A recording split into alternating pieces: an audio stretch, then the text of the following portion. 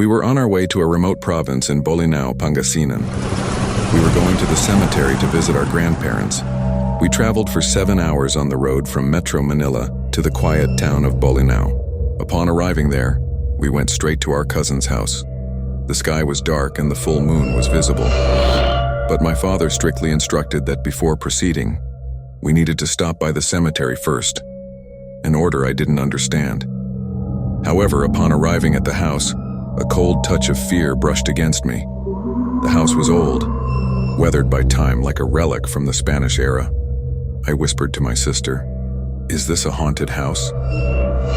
She laughed softly, but there was a hint of strangeness in her tone. Don't joke like that. You might want them to visit you later while you're sleeping. Let's go inside, it's late. My father said gently. We went inside where they served us dinner. The food had a peculiar deliciousness, but there was also a hint of inexplicable sadness in every bite. It was 9 o'clock at night when our father told us to go to sleep. We went up the stairs that seemed to creak with every step, as if someone was calling at you. As we all went up, my father said, Okay, you all rest well there. He instructed. His voice had a mix of scared and warning. Go to sleep.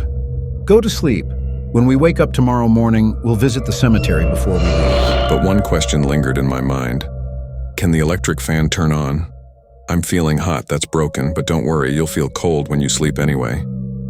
My cousin looked at me with a creepy smile. I nodded and forced a smile. Thank you. We're going to sleep now. A few hours later, exactly at 3 o'clock, a cold breeze woke me up. The wall itself seemed to be breathing, and there was also a noise around, a faint rustling as if something was hiding in the shadows. I ignored it and tried to fall back asleep. When we woke up in the morning while we were having breakfast at the dining table, our father asked, his face pale and his eyes showing traces of inexplicable fear. Did you sleep well? Didn't you wake up to any noise? I was half awake because of the cold, and there was a noisy movement around.